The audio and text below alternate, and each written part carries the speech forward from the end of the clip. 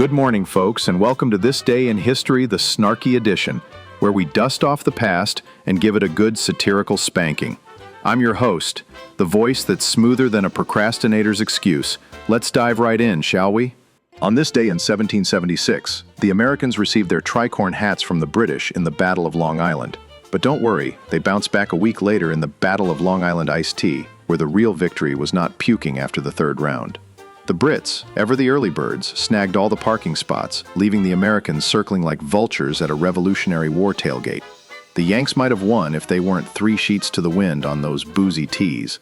Spoiler, it wasn't a war, just a mad dash to hail cabs across town. Uber wasn't a thing yet, so it was pure chaos.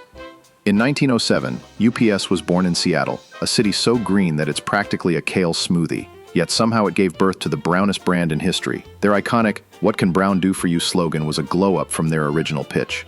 Same shipping, different day, still lost in transit. In 1912, Tarzan of the Apes by Edgar Rice Burroughs swung into magazines, with the novel dropping 2 years later. The contest to name the Jungle Boy was a flop. Nobody could agree on anything better than Tarzan, and Jungle Jim was already taken. In 1921, the Green Bay Packers were formed, joining the NFL and instantly giving Wisconsinites a reason to wear cheese on their heads, unironically. Back then, folks thought winter was for staying inside, not freezing their butts off for a football game. Brett Favre, practically a fetus at the time. On this day in 1922, WEAF in New York aired the first radio commercial, kickstarting the glorious tradition of yelling at your radio to shut up about mattress sales. Thanks, WEAF, you monsters. In 1928, 60 nations signed the Kellogg-Briand Pact to outlaw war, which worked about as well as a paper towel in a hurricane. Spoiler, wars are still a thing.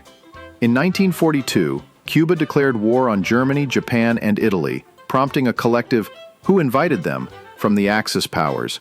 Bold move for a country that was basically just vibing in the Caribbean. On this day in 1955, the Guinness Book of World Records hit shelves, immediately setting a record for most records in a book about records. It sold 70 million copies, which, surprise, set another record, so they had to reprint the darn thing. In 1962, Elvis Presley rolled into Seattle to film It Happened at the World's Fair, probably shaking his hips and causing a riot at the Space Needle. In 1964, Mary Poppins floated into theaters with a spoonful of sugar and a chimney sweep's worth of charm. Practically perfect in every way, unlike your average blockbuster today. Today is a glorious trifecta of National Peach Day, National Pot de Creme Day, and National Just Because Day. So eat a peach, slurp some fancy custard, and do something random just because you feel like it. Live a little. It's a birthday bonanza. Alexa Vega, the Spy Kids star, turns 37, probably still hiding behind a two-way mirror plotting her next kid spy mission. Patrick J. Adams, aka Mike Ross from Suits, hits 44, still charming juries and stealing hearts. Sarah Chalke, the second Becky from Roseanne and Elliot from Scrubs, turns 49, proving she's the queen of sitcom sidekicks. Former MTV VJ Downtown Julie Brown hits 62, still too cool for parking meters. Someone get her a downtown revitalization deal.